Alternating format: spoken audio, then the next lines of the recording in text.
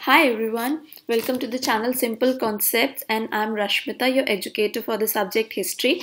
And today we are going to discuss about India on the eve of British conquest.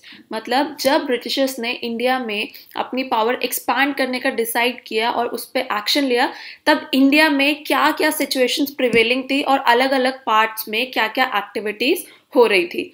So in our previous lecture in foothold of the English in India we have already discussed कि Britishers ने initially जब वो India में आए थे जहांगीर के time पे, तब उन्होंने क्या क्या एक्शंस लिए थे with related to trade, with related to politics, with related to their rivals like Portuguese, Dutch and French. So we have discussed all about it और हमने बाकी सब यूरोपियन पावर्स जो इंडिया में आई थी उनके बारे में भी डिस्कस कर लिया है. So if you want to see those lectures so they are available on our channel. Also you can get the PDF of all of these lectures on our Telegram group. उसका आपको link description box में मिल जाएगा, नहीं तो आप Telegram पे जाके simple concepts UPSC search करेंगे तो भी आपको वो ग्रुप मिल जाएगा. So let us begin with our lecture. Okay, so before that, there is a new course which is going to start from 8th of June for UPSC CSE 2020 and 21 on Unacademy. So there are basically three courses. Okay, so one is this Mission UPSC CSE 2021, which is in bilingual. Okay, so this is available in both the languages.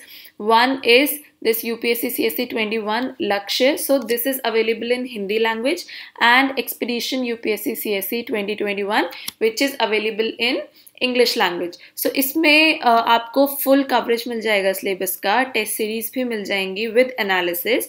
Also there will be dedicated doubt clearing sessions, and you will also be given the guidance for your interview preparation. So if you need a overall basic like preparation and for the like other subjects also, so you can join any of these courses which are going to start from 8th of June. Also you can use this code SIMPLEYT so that you can get extra 10% discount on your amount. So there is one more thing, Unacademy UPSC Championship, which is basically a all India free mock test for UPSC CSE Prelims 2020. So you can enroll for this also. This is for free. So this test is going on, will be held on 21st of June. So you can go for it, and I would really recommend this because UPSC की date भी निकल गई है, and as you all know कि we need to know our ground reality कि where do we stand, how much more do we have to prepare. So for that you can just go for this test and you will get to know कि how much more you have to study. So with this let us start with our lesson. So okay, so first of all we will see what was the background. Okay, के पीछे मतलब क्या क्या ऐसा था जिसकी वजह से Britishers were able to expand their power in India. So the reign of Aurangzeb is considered as the beginning of Mughal decline in India. So everything was going perfect till Aurangzeb. Aurangzeb से पहले जितने भी Mughal emperors थे like Akbar, Humayun, Jahangir, Babur, everyone was good ruler. Okay, so after Aurangzeb, जब औरंगजेब आए power में, उसके बाद से जो है मुगल पावर जो है वो धीरे धीरे डाउनफॉल होना शुरू हो गया मुगल एम्पायर का basically. So why this happened? Because it is considered that his misguided policies weakened the state. So because of his policies, like one of his policies was like he was not religiously intolerant. Okay, so he used to ask for jizya and everything. ठीक है, आपको भी पता है कि Aurangzeb was more towards Islamic religion. He was very intolerant about Hindus and Sikhs and everything. So basically these policies weakened the state. Okay, because अगर आप tolerant नहीं हैं बाकी religion के लिए in a country like India, तो फिर it is very difficult for you to rule because there are a lot of people from different castes, different religions. So it was very difficult for him to put the state together. Okay. So other factors also like help in gain momentum for the decline of the Mughal, and they were because of some weak successors. तो क्या हुआ था, औरंगजेब के बाद कोई भी इतना कोई पावरफुल रूलर नहीं आया था जो कि पूरे एम्पायर को, पूरा जो एम्पायर था मुगल्स का, उसको एक साथ इंटैक्ट रख सके। ठीक है, कुछ ना कुछ क्या होना शुरू हो गया था कि अलग अलग रीजनल पावर्स जो है वो ऊपर आना शुरू हो गई थी, various revolt started. Okay, so although Muhammad Shah ruled for 29 years but he was unable to revive the imperial fortune। तो जितना भी पैसा जो था, जो जा रहा था because of the luxurious living of these Mughal rulers and their nobilities, तो उसकी वजह से जितना भी फॉर्चून चला गया था, मोहम्मद शाह ने रूल किया for 29 years and he tried like his best, okay, by giving various policies. He was very intolerant, so he gave many policies but he was unable to revive the imperial fortune। वो जो पैसा था, जो Mughal empire का जो पूरा एक Fortune था, जो एक चार्म होता है, जो मुगल एम्पायर का जो चार्म था अकबर के टाइम पे या जहांगीर के टाइम पे, वो उसको वापस नहीं ला पाए। Okay, so what were the challenges faced by Mughals. So उस टाइम ऐसा क्या हो रहा था कि मुगल्स के लिए बहुत डिफिकल्ट हो गया था अपने पूरे स्टेट को, अपने पूरे एम्पायर को एक साथ रखना। So there were external challenges. Okay, so क्या था, जो बाहर के रूलर्स थे, आउट ऑफ इंडिया जो रूलर्स थे, वो बार बार इंडिया के ऊपर अटैच कर रहे थे। For example, Nadir Shah, a Persian ruler, attacked India in 1738-39, captured Mohammad Shah and looted Delhi. So ये आए थे, नादिर शाह आए थे मोहम्मद शाह के टाइम पे। ओके, सो बेसिकली क्या हुआ, उन्होंने अटैक किया इंडिया पे। He was a Persian ruler, he looted Delhi and then he captured Mohammad Shah. उसके बाद Nadir Shah gain the territory of Kabul. तो बहुत सारे नेगोशिएशंस हुए, उन्होंने क्या किया, उन्होंने काबुल का जो एरिया था वो मुगल एम्पायर से छीन लिया। So after Nadir Shah came Ahmad Shah Abdali. So Ahmad Shah Abdali जो थे वो बेसिकली नादिर शाह के सक्सेसर थे।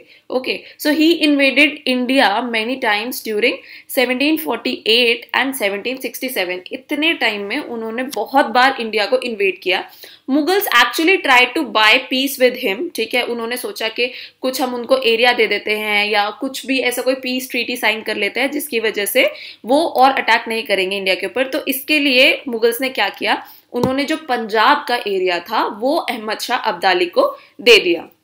But still in 1757, Abdali captured Delhi and left a caretaker to watch over Mughal emperor. So in 1757, Abdali आए और उन्होंने दिल्ली को finally capture कर लिया and he actually left a caretaker to watch over Mughal emperor because उन्होंने खुद rule नहीं करना चाहा था दिल्ली पे because he had to rule that Afghanistan area also। तो अगर वो दिल्ली में रहते तो जो वहां का एरिया था वहां पे भी बहुत सारे ट्रेटर्स थे। So every empire has these kind of traitors, okay, who like look for the opportunity कि वो कब जो है वो पूरा एम्पायर कैप्चर कर ले। तो अहमद शाह अब्दाली दिल्ली की वजह से अपना अफगानिस्तान का रूल नहीं खोना चाहते थे। So what he did was, वो वापस चले गए वहां से रूल करने के लिए और उन्होंने दिल्ली में एक केयर टेकर छोड़ दिया जो मुगल एम्परर थे उनके ऊपर नजर रखता था। ठीक है, and his name was Najib ud Daula. ठीक है, so he actually acted as Mir Bakshi of the empire. वो मुगल रूलर के ऊपर, उनकी एक्टिविटीज के ऊपर नजर रखते थे और वो सारी इंफॉर्मेशन अहमद शाह अब्दाली को देते थे। सो बेसिकली अहमद शाह अब्दाली जो थे उन्होंने आलमगीर टू को, ठीक है, so Alamgir two was the grandson of Jahangir Shah. Okay, so Alamgir two को उन्होंने रिकॉग्नाइज किया कि मैं इनको as a Mughal emperor recognize करता हूं और मैं इनको गद्दी पे बिठा के जा रहा हूँ and Najib ud Daula will look after him. Okay, कि वो बताएंगे मुझे कि यहाँ पे क्या एक्टिविटीज चल रही हैं या क्या हो रहा है। So in 1758, Najib ud Daula was expelled by Maratha chief Raghunath Rao. So there were certain circumstances, certain moments जब क्या हुआ था, मराठास ने भी कुछ टाइम के लिए दिल्ली को कैप्चर कर लिया था। So what happened was कि जो रघुनाथ राव थे, मराठा चीफ जो थे, उन्होंने नाजिब उद दौला को वहां से मुगल एम्पायर से एम्पायर से बेसिकली एक्सपेल कर दिया, उन्हें वापस भेज दिया।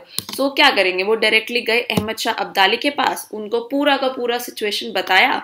सो what Ahmad Shah Abdali did was in 1759 he actually return to take revenge from Marathas, ठीक है, and defeated them in third battle of Panipat. So if you want, so you can watch that movie also, which came recently, called Panipat. Okay, so there is Arjun Kapoor and there is Sanjay Dutt in that movie. So Sanjay Dutt is acting as Ahmad Shah Abdali. So this whole movie basically is based on the third battle of Panipat. So you know, अगर आपको थोड़ा सा याद करना है, like हमको ये movies वगैरह देख के जल्दी याद हो जाता है, so you can also watch that movie. उसमें भी ऑलमोस्ट ये सब ठीक दिया हुआ है. उसमें नाजिबुद्दौला का role, I guess there is a person called Mantra, ठीक है, तो उन्होंने प्ले किया है. So it's a very like decent movie. So you can watch that if you want like some basic knowledge and so that you can remember it for a longer time. So okay, moving on. So the second challenge that was Mughal emperors facing was weak rulers after Aurangzeb. तो जैसे मैंने आपको बताया कि औरंगजेब के बाद से जो रूलर्स थे वो अपने आप में बहुत वीक थे, वो पूरे एम्पायर को इंटैक्ट नहीं रख पा रहे थे. So now we are going to discuss about each and every ruler. Like बहुत सारे रूलर्स थे, लेकिन क्या था कि उनमें से कुछ ही थे जिन्होंने अपने टाइम में बहुत सारी एक्टिविटीज करने की कोशिश की कि जिससे कि मुगल एम्पायर दोबारा से रिप्लेनिश हो सके, ठीक है, लेकिन ऐसा हो नहीं पाया. सो हम सिर्फ उन्हीं रूलर्स के बारे में इस लेक्चर में डिस्कस करेंगे, because only they are important from our exam perspective. So first of all, after Aurangzeb came Bahadur Shah one. So he ruled from 1709 to 1712. His actual name was Muazzam. उनका actual name मुअज़्ज़म था. And he succeeded the throne after 2 years long battle. तो उन्होंने क्या किया था, उन्होंने 2 साल तक लड़ाई लड़ी from मोहम्मद आजम and काम बख्श. So basically जो बहादुर शाह थे, he was the eldest son of Aurangzeb. And he was 63 years old when he actually got the throne. Okay, so he killed his brother Muhammad Azam and Kam Baksh in the war of succession. ये जो 2 साल का battle था, इसमें उन्होंने अपने दोनों भाइयों को मार दिया था. उनके 2 भाइयों का नाम क्या था, मोहम्मद आजम एंड काम बख्श. So basically there was a noble called Kafi Khan. So Kafi Khan gave him the title of Shah-e-Bekhbar. So basically क्या था कि उनको अपने आसपास के तो रूलर्स का पता था, लेकिन because Mughal empire was actually large enough, तो क्या था, जो रीजनल एरियाज थे, जो दूर दूर के रीजनल एरियाज थे, वहां पे क्या एक्टिविटी चल रही थी अंदर ही अंदर, उसके बारे में he was unaware. So basically Khafi Khan gave him the title of शाह-ए-बेखबर, दैट ही वॉज बेखबर from the things that were going on in the regional areas. So he basically adopted a pacific policy with Marathas because he knew कि जो Maratha empire है, it was emerging as a very powerful empire. So he basically adopted a pacific policy कि मुझे अपनी गद्दी बचानी है, तो मैं उनके साथ एक पैसिफिक पॉलिसी साइन कर लेता हूँ कि मैं आपके एरिया में इंटरफेयर नहीं करूंगा, आप मेरे एरिया में इंटरफेयर नहीं करना, ठीक है. And what he basically did was, जो साहू थे, Sahu was a Maratha Prince, he actually released him कि जो मराठास हैं वो इस चीज से थोड़ा सा खुश हो जाएं और मतलब उनके साथ एक kind of peace treaty sign कर लें. So after Bahadur Shah one came Jahandar Shah. So Jahandar Shah became emperor with the help of Zulfiqar Khan, ठीक है, later appointed him as a prime minister. तो वो जुल्फिकार खान की वजह से ये एम्परर बने थे इंडिया के, और उसके बाद उन्होंने जुल्फिकार खान को एज अ अपना प्राइम मिनिस्टर अपॉइंट कर लिया था. So he also abolished jizya, okay, and he actually appointed ijara system. So what was this ijara system? Ijara system basically उन्होंने सोचा था कि जो इंपीरियल फॉर्चून था, जो पैसा था, वो वापस आ जाएगा मुगल्स का. सो व्हाट हैपेंड वाज कि एक जैसे कोई भी एरिया था तो उसका जो रेवेन्यू कलेक्शन था, ठीक है, वो कोई ना कोई करता होगा. तो बेसिकली रेवेन्यू कलेक्शन के लिए एक बिडिंग होती थी कि लोग बिड करते थे कि कौन कितना उस एरिया का रेवेन्यू कलेक्शन देगा, और बाद में वही जो पैसा वो देते थे सरकार को, वो बाकी जो वहाँ के पेजेंट्स थे वो उनसे ले लेते थे. तो इस चीज़ का फ़ायदा ये होता था कि जैसे किसी एरिया में खेती नहीं हुई है उस साल या कुछ भी है, तो पहले वो लोग क्या होता था, जो पेजेंट्स होते थे वो डायरेक्टली टैक्स नहीं दे पाते थे, तो उनकी जगह जिसको ऑथराइज कर दिया गया है उनको टैक्स पे करना ही पड़ता था, और बाद में वो उन पेजेंट से ले लेते थे. तो बेसिकली मुगल्स के पास जो वो पैसा था, जो रेवेन्यू था, वो पहुंच जाता था टाइम से, ठीक है. So he basically appointed ijara system and he abolished jizya. Jizya was a kind of pilgrimage tax, okay, कि जो नॉन मुस्लिम्स थे वो अगर अपनी तीर्थ यात्रा के लिए जा रहे हैं तो उनको एक टैक्स पे करना पड़ता था मुगल्स को, and that was known as jizya. तो basically Jahandar Shah what did was कि उन्होंने जजिया को अबॉलिश कर दिया. सो by this you can make a ruling ke he was actually a little tolerant about other religions. So next came Farrukhsiyar. So he became king after killing Jahandar Shah. इन्होंने जहांदर शाह को मारा with the help of Sayyid brothers. So Sayyid brothers were Abdullah Khan and Hussein Ali. इनको king makers भी कहा जाता था because उन्होंने काफी बार ऐसे tactics खेले जिसकी वजह से उन्होंने काफी सारे लोगों को king बनाया था अपने अकॉर्डिंग. So basically इनको king makers कहा जाता था और ये काफी बार एग्जाम्स में भी क्वेश्चन आ जाता है. He followed the policy of religious tolerance by abolishing jizya and pilgrimage tax. तो इन्होंने भी religious tolerance अपनाया और उन्होंने जजिया और pilgrimage tax को abolish कर दिया. So in 1717 he gave the famous 3 फरमान्स. तो जैसे हमने foothold of English में बात की थी कि 3 फरमान्स थे. Already British को और भी फरमान्स मिले थे from Aurangzeb and many other rulers, but these 3 फरमान्स actually became the Magna Carta of British rule. तो ये 3 फरमान हमने पहले भी डिस्कस किया था. किस किस के बारे में थे? About for Bengal, for Hyderabad and for Gujarat. ठीक है, बेसिकली इसमें जितना भी टैक्स अबॉलिशन था, जितना भी जो ड्यूटीज पे करती थी जो इंग्लिश सरकार थी, जो जितना भी टैक्स पे करती थी वो उनको माफ कर दिया गया था for an annual payment of some of 3000 rupees. So these 3 farmans were very important and they later became the Magna Carta of British rule. They came to be known as Magna Carta of British rule. So in 1719, Sayyid brothers with the help of Peshwa Balaji Vishwanath dethroned Farrukhsiyar and later blinded and killed him. So basically Farrukhsiyar जो थे वो नहीं सुन रहे थे Syed brothers की. तो what Sayyid brothers did कि उन्होंने पेशवा बालाजी विश्वनाथ के साथ कॉन्स्पिरेसी करके फारुखशियार को थ्रोन से हटा दिया and later blinded and killed him. So now you know कि why Sayyid brothers were important, because वो जब चाहते थे वो किसी किंग को बिठा देते थे कुर्सी पे और जब चाहते थे उन्हें उतार देते थे with conspiracy. So after him came Rafid-ud-Dawla. So he got the title Shahjahan too and he was an basically opium addict. Okay, so he is not very important. उनका रूल भी बहुत छोटा था from June 6 to September 1719. Okay, so moving on, Muhammad Shah. So his actual name was Roshan Akhtar and he was the choice of Sayyid brothers. So जो Syed brothers थे उन्होंने इनको गद्दी पे बिठाया था. ठीक है, and he was given the title of Rangila. Why? Because of his luxurious living. Okay, so he had a very luxurious kind of lifestyle, तो इसलिए उनको टाइटल दिया गया था रंगीला का. ठीक है, ये बहुत रंगीन है अपने आप में.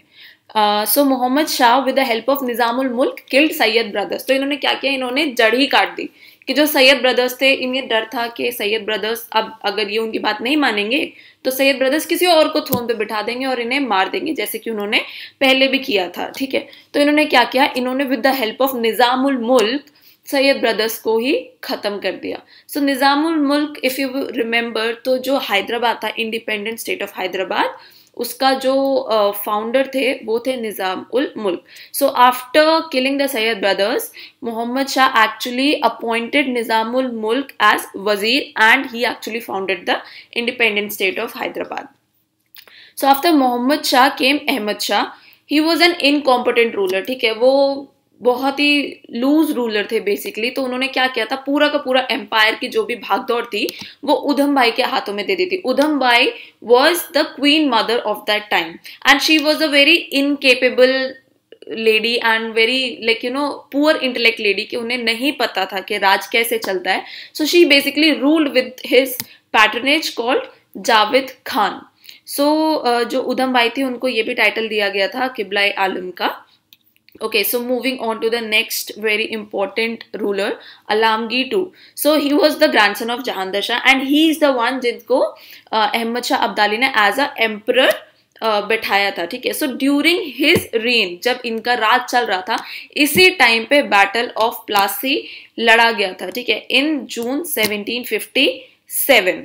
Okay, so remember this. आपको पता होना चाहिए कि कौन सा बैटल किसके टाइम में लड़ा गया है. सो आपको थोड़ा सा टाइमलाइन याद रहती है कि कौन से ईयर में लड़ा गया होगा. अगर इनका रूल इतने से इतने टाइम पे था तो इस टाइम में शायद ये बैटल लड़ा गया होगा, बिकॉज जब आपके ऑप्शंस आते हैं ना तो उसमें आप एक्चुअली आइडेंटिफाई कर पाते हो थोड़ा बहुत गेसिंग से. सो आपको चीजें इंटर रिलेट करके चलनी पड़ेंगी in order to answer questions in UPSC or any other state prelims exam or mains exam, because you have to choose actually the right option. आपको जो गलत हैं उनको eliminate करना है. It's very easy to eliminate. जब हम इसका quiz करेंगे तब I will tell you कि how it is done. I will try to relate everything with my notes. So after him came Shah Jahan too, but he was like, nothing important came during his rule. So after that came Shah Alam II.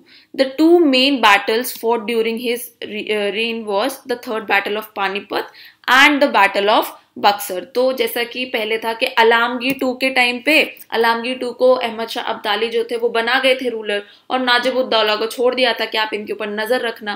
फिर उसके बाद क्या हुआ, Shah Alam to आए, तो उसके बाद सब बिगड़ गया. नाजिब-उद-दौला को कर दिया वहां से रफा दफा, जो मराठास थे उन्होंने.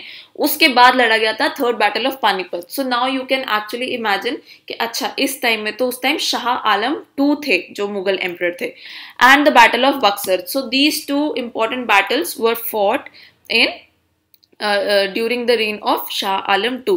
And Treaty of Allahabad was also signed after the Battle of Buxar. So we will talk about each and every battle in our next lectures. Ye Battle of Buxar or Battle of Plassey are very important battles, so you must remember them.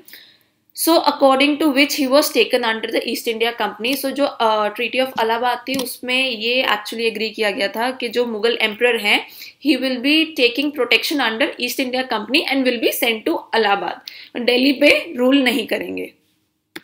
Also he also issued a farman giving diwani rights to the company for Bengal, Bihar and Odisha. And so he was the ruler जिन्होंने basically English company को, east India company को फरमान जारी किया था जिसमें कि उनको दीवानी का राइट मिल गया था of Bengal, Bihar and Orissa. So basically diwani right was कि अगर आपको किसी एरिया का दीवानी राइट मिल जाता है, so you are actually authorised to collect revenue from that area. Okay, so this was the diwani right. तो उनको 3 जगह का दीवानी राइट मिल गया था. कहाँ का? Bengal, Bihar and Orissa. So Maratha took him back to Delhi, but he again accepted their protection in 1803. So basically Marathas ने थोड़ा झगड़ा किया, वापस से शाह आलम टू को दिल्ली लेके गए, वहाँ पे establish किया. But after the defeat of दौलत राव सिंधिया, ठीक है, after the English actually defeated दौलत Rao Scindia, Shah Alam II again took the protection of English. Okay, so afterwards, इसके बाद जो भी मुगल एम्परर्स थे वो एक्चुअली पेंशनर्स ऑफ इंग्लिश बन गए थे. इनको बेसिकली कहीं भेज दिया जाता था एक रीजन में रहने के लिए, और इंग्लिश इनकी प्रोटेक्शन करते थे. They were no more the rulers, they basically had to like एक अथॉरिटी होती है ना कि आपको सिर्फ साइन करना है.